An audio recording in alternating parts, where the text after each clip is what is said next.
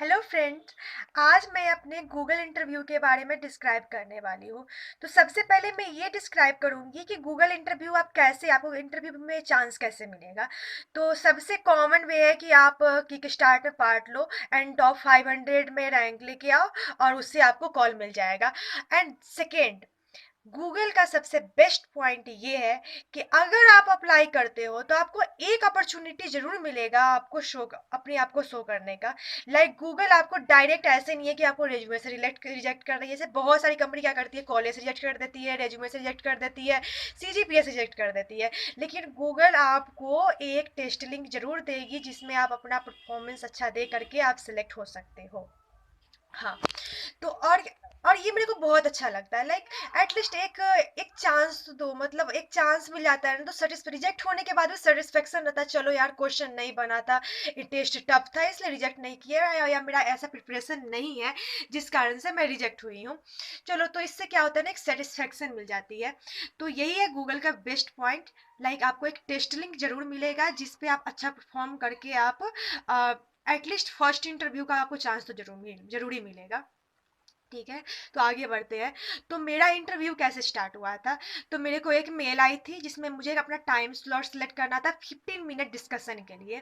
सो 15 minute discussion आपका 20 minute जा सकता है। मतलब वो ऐसा नहीं है कि आप बोल रहे हो और बीच में आपको स्टॉप कर दे, stop stop stop 15 minute is over. ऐसा नहीं होता है।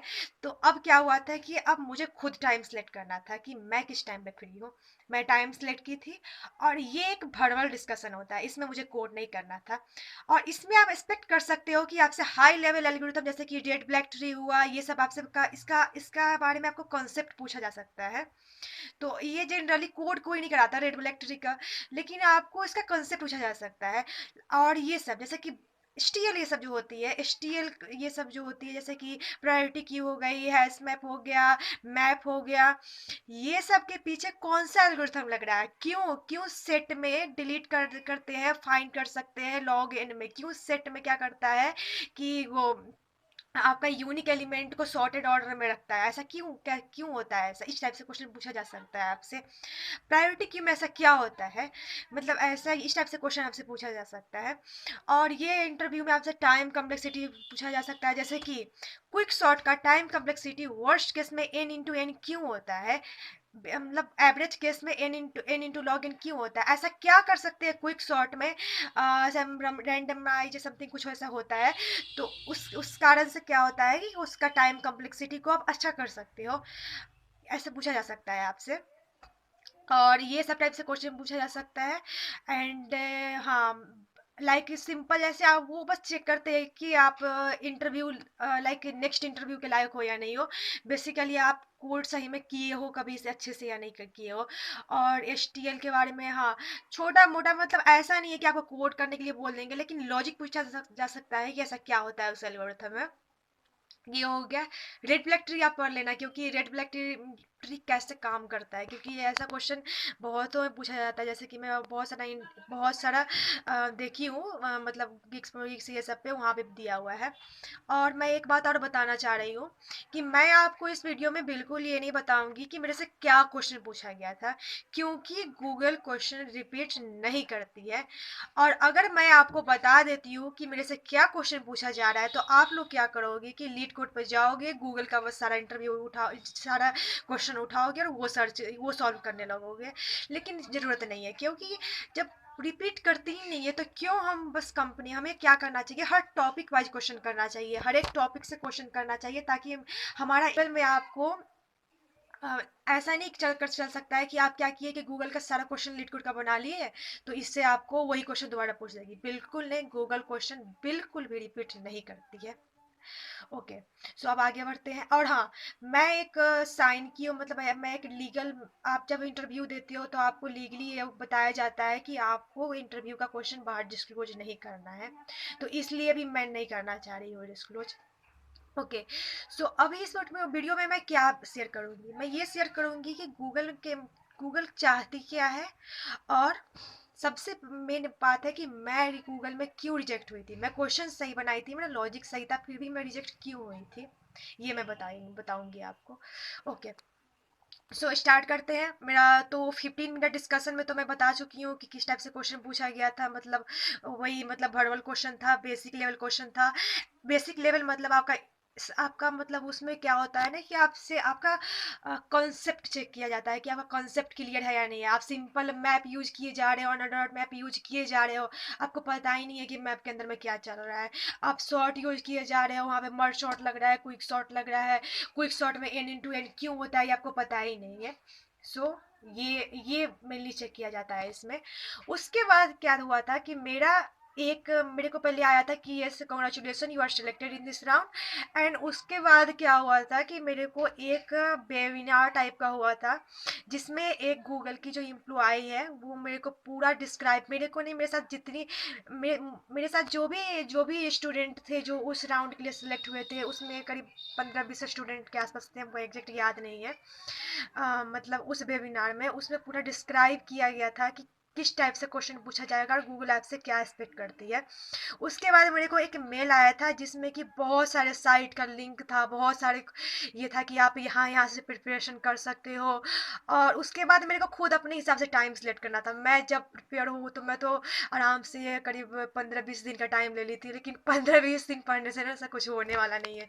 ये सब ना पूरा लॉन्ग टर्म होता है। फिर भी मैं ले ली थी कि चलो यार कुछ अच्छे से पढ़ लेंगे, इसी बहाने इसी ऐसा होता है ना कि एक प्रेशर रहता है ना तो पढ़ने में बहुत मन लगता है, तो इसी बहाने मैं कुछ पढ़ लूँगी मैं, इसलिए ले ली थी, मतलब 15-20 दिन का टाइम ले ली थी। उसके बाद मेरा टेलीफोनिक राउंड हुआ था। तो अब मैं ये बताना चाह रही हूँ ना कि मेरे से क्या एक्सपेक्ट किया जा रहा था। तो वो जो मेरा वेबिनार हुआ था उसमें मैम साफ साफ बताई थी मुझे कि आप कोड कर लो, ये मैटर करता है, मतलब ये भी करता है, लेकिन सबसे ज़्यादा मैटर क्या करता है कि कितना क्लियर कोड लिखे हो, आपका कोड कोई कॉर्नर के टेस्ट केस पे फेल हो रहा है या नहीं हो रहा है, और आप लाइक आप प्रॉपर वेरिएबल ले रहे हो, प्रॉपर नेमिंग ले रहे हो, और आप जब जैसे कि जब क्वेश्चन बना रहे हो तो आप क्वेश्चन को साथ साथ एक्सप्लेन कर रहे हो। ऐसा नहीं कि एकदम क्वाइट जैसे रूम पे बैठे कैसे क्वेश्चन बनाते हैं, एकदम चुपचाप एकदम शांत रहना चाहिए, कुछ नहीं कोई बोलना चाहिए, आराम से हम एकदम शांति से क्वेश्चन बना रहे हैं, ऐसा नहीं। ओके, आपको बोल बोल के प्रैक्टिस करना है। वही जो मैं 20 दिन का टाइम ली थी ना उसमें मैं यही करती थी, लीड मतलब अपना वेबकैम ऑन कर लेती थी और बोल बोल के प्रैक्टिस करती थी। तो ऐसा होना होता है। और बहुत लोगों का की आदत होता है ना कि वो, जैसे कि मेरा भी ये आदत था, जैसे कि मैं क्वेश्चन कर रही हूँ ना तो मैं धीरे धीरे कुछ कुछ बोली जा रही हूँ मन में, जैसे कि मेरे को फ्लो बना रहा है। तो ये तो खुद में तो ये सही होता है कि इससे एक फ्लो बना रहता है, लेकिन ये थोड़ा इरिटेटिंग होता है जो सामने वाला आदमी जो सुन रहा है उसके लिए। तो ये ऐसा नहीं करना चाहिए। मतलब आप क्लियर बोल रहे हो और जो बोल रहे हो उसको अच्छे से समझा पा रहे हो। तो ये हो गया। इसके बाद ये सब मुझे बताया गया था। तो मेरा इंटरव्यू स्टार्ट हुआ। मेरे से क्वेश्चन पूछा गया, आप एक्सपेक्ट कर सकते हो कि आपसे 2 क्वेश्चन पूछा जाएगा। और क्वेश्चन आपको मतलब अच्छे लेवल का क्वेश्चन रहता है, क्वेश्चन इजी नहीं रहता है। जैसे कि मेरे को ना 20 मिनट लग गया था लॉजिक बनाने में ही। मतलब ऐसा हो गया था ना कि जैसे कि आप एक तरह से मान लो तो ये क्वेश्चन आपका कोड 4 से डी लेवल का रहता है क्वेश्चन, क्योंकि मेरे को टाइम लग गया था लॉजिक बनाने में। सी से अबव रहता है और डी के लेवल का रहता है, आप कह सकते हो। तो इसमें क्वेश्चन यूनिक था, ये तो मैं बता ही दे रही हूँ, क्योंकि जो क्वेश्चन रिपीट होता है ना, चाहे कितना भी टफ क्वेश्चन हो तो इजी हो ही जाता है रिपीटेड क्वेश्चन। ये क्वेश्चन यूनिक था। इसमें मेरे उससे पूछा गया था, क्या पूछा गया था वो मैं नहीं बताने वाली, पहले बता दी हूँ। तो इसमें मेरे से जो क्वेश्चन पूछा गया था, मेरे को 20 मिनट लग गया था लॉजिक बताने में। लेकिन मैं प्रॉपर वे से गई थी, पहले ब्रूट फोर्स बताई थी, फिर उसको इम्प्रूव की थी, फिर उसका स्पेस ऑप्टिमाइज की थी। ऐसे करते करते मैं लॉजिक सही बना ली थी, मैं कोड कर ली थी। लेकिन मैं जब कोड की थी तो मेरे को 45 मिनट टाइम दिया गया था, लेकिन अराउंड अराउंड जब मेरा कोड पूरा कंप्लीट हुआ था तो 50 मिनट के आसपास हो गया था, 55 मिनट हो गया था। तो फिर हो गया, मेरा इंटरव्यू एंड हो गया। और उसके बाद अब मेरा लॉजिक सही था, मतलब इंटरव्यूअर से मैं पहले कंफर्म कर ली थी कि अब या मेरा लॉजिक सही है, वो भी बोल दिया था कि हाँ you are going in right direction. And मेरा जो इंटरव्यू हुआ था वो हुआ था, मतलब वो जो थे वो अमेरिकन एक्सेंट के थे। तो इसमें थोड़ा बहुत तो प्रॉब्लम होती है, लाइक आप जो इंग्लिश बोलते हैं ना वो समझ जाएंगे वो लोग, क्योंकि इंडियन ना बहुत क्लियर इंग्लिश बोलते हैं, लेकिन उनका आप इंग्लिश पढ़ समझने में आपको थोड़ा प्रॉब्लम होगा। लेकिन वो बहुत अच्छे थे, मैं कुछ भी बोलती थी मेरे को फिर दोबारा रिपीट कर देते थे। मतलब ऐसा होता था ना कि अगर मैं कुछ समझ नहीं पाई तो वो एकदम सिंपल लैंग्वेज में बता देते थे। लैंग्वेज तो वही होता था, लेकिन होता है ना जैसे कि अगर कुछ समझ में नहीं आया तो आप अगर आप फिर से बोलोगे रिपीट करने के लिए तो रिपीट कर देंगे वो लोग। और तो ऐसे में मेरा वो मतलब बहुत अच्छा था इंटरव्यूअर, मेरे बहुत अच्छे थे। आपको बीच बीच में आपको वो देते रहेंगे, हिंट भी देते रहेंगे, आपको हिंट को तुरंत कैच करना है, ये मैटर करता है। और तो मैं कोड कर ली थी। और उसके बाद क्या हुआ था कि अब मैं इसके आगे का बात बताऊंगी बाद में, पहले ये बता देती हूँ कि टोटल कितना राउंड होता है। तो ये एक टेलीफोनिक राउंड होता है, उसके बाद 3 इंटरव्यू होती है, और उसका लास्ट होता है एचआर राउंड होता है। 3 इंटरव्यू इंटरव्यू में क्या होता है आपसे कि आपसे क्वेश्चन पूछा जाएगा, डीएसएल का क्वेश्चन रहता है। और वो वन मोर थिंग, गूगल आपसे ओनली डीएसएल का क्वेश्चन पूछेगी, ऐसा नहीं होगा कि आपसे ऑपरेटिंग सिस्टम कंप्यूटर नेटवर्क जैसे क्वेश्चन नहीं पूछती है। ओनली ओनली डीएसएल को, और उसका अच्छे लेवल का क्वेश्चन। तो उसके बाद कल होकर के मेरे को कॉल आया था। और हाँ, इंटरव्यू वाह इतना सही था ना कि आज इंटरव्यू हुआ कल रिजल्ट, आज इंटरव्यू हुआ कल रिजल्ट। ये नहीं कि बाकी कंपनी की तरह एकदम 2 मंथ लगा दिए रिजल्ट बताने में, 3 मंथ लगा दिए रिजल्ट बताने में, ऐसा नहीं था। आज इंटरव्यू कल रिजल्ट ऐसे हो रहा था। तो कल मेरे को कॉल आया था। और सबसे बेस्ट पार्ट मुझे ये लगता है ना कि मेरे को ऐसे नहीं कि सीधे मेल कर दिया कि you are no longer in consideration and you are rejected. मेरे को जब कॉल आया था तो मेरे से मैम पहले बात की थी, और मेरे को पूरा एक्सप्लेन की थी कि आप कहाँ सही थे, कहाँ गलत थे, क्या आप में मेरिट थी, क्या आप में डिमेरिट थी, आप क्यों अच्छा नहीं कर पाए, आप क्यों, मतलब ये पूरा मेरे को एक तरह से मेरे को लर्निंग हुआ है वो, कि वहाँ पे अब मैं जब नेक्स्ट टाइम मैं जब गूगल का इंटरव्यू दूंगी तो मैं ये सबका ये सबके बारे में सोच के दूंगी। और तो बेसिकली मेरे को बोला क्या गया था कि आप लॉजिक सही किए थे, आप कोड भी सही किए थे, लेकिन आपका कोड कुछ कॉर्नर केस पास नहीं कर पाएगा, कि कुछ कॉर्नर केस को आप अ, ये ध्यान नहीं दिए। तो अब इसमें क्या हुआ, ये मेरे को लास्ट में बताया गया था। पहले मेरे को बताया गया था कि आप मतलब आप कैसे इंटरव्यू दिए हो, अच्छा मेरे पॉजिटिव पॉइंट बताया गया था। उसके बाद मेरे को जब धीरे धीरे निगेटिव पॉइंट बताया गया ना, पहले तो मेरे को लगा था यार मैं सिलेक्ट हो गई, इतना सारा जब तारीफ किया जा रहा है तो सिलेक्ट हो गई मैं इसमें। उसके बाद मेरे से धीरे धीरे मेरे को निगेटिव पॉइंट बताने लगे, तो फिर मेरे को लग रहा है कि यार नहीं हो पाएगा लगता है। तो फिर मेरे से पूछे कि आपको क्या लगता है कि आप सिलेक्ट हो या नहीं हो। तो मतलब वो आपका इंटरव्यू कैसा गया था मेरे से पूछा गया। तो मैं बताई कि इंटरव्यू मेरा मतलब मैं तो लॉजिक बना ली थी, और मेरे को टाइम शायद कम हो गया था या प्रैक्टिस मेरे में कम था, इसलिए मैं लॉजिक बनाने में लेट लग गया मेरे को। इस कारण से क्या हुआ कि मैं कोड करके मेरे पास बाद में टाइम नहीं बचा, जिसमें कुछ मल्टीपल टेस्ट के पे हम ड्राई रन करके देखते कि हाँ चलो यहाँ पे गेट कॉर्नर केस फंस रहा है। तो इसलिए हो सकता है कि ये नहीं है, बट अगर मेरे को थोड़ा बहुत और एक्स्ट्रा टाइम मिलता तो मैं इस जो भी कॉर्नर केस था उसको मैं फिक्स कर लेती। तो बाद में वही बोले कि यार you you can try after after 10 month. 10 month का मेरे को कूल डाउन पीरियड लग गया इसमें। तो अब मैं बताऊंगी कि मैं रिजेक्ट क्यों हुई। तो जैसे ही मेरे को कॉल आया ना तो मैं तुरंत गई अपने लैपटॉप पे, और पूरा जैसे जो कोड की थी ना उसको दोबारा करके देखी। और मैं एकदम छोटा सा मिस्टेक की थी, अगर मेरे को 10 मिनट भी एक्स्ट्रा टाइम मिल जाता ना तो मैं वो कॉर्नर केस को फिक्स कर लेती। और मेरे को पता चल गया कि क्या कॉर्नर केस मेरा छोटा था, 10 मिनट ही टाइम था। अब ये मैं 10 मिनट कहाँ सेव कर सकती थी। जैसे कि मैं जब कोड कर रही थी तो मैं ब्रूट फोर्स समझाने में भी वो टाइम लगा दी। मुझे क्या करना चाहिए था, चलो फटाक से ब्रूट फोर्स बताओ, और ये नहीं करना चाहिए था, क्योंकि इंटरव्यूअर है ऑफ कोर्स उनको मेरे से ज़्यादा नॉलेज है, उनको तो पता ही होगा ब्रूट फोर्स क्या है। तो ब्रूट फोर्स को ज़्यादा नहीं समझाती मैं। एक ये कर सकती, दूसरा मैं कम्पिटिटिव प्रोग्रामिंग बहुत लेट स्टार्ट की हूँ।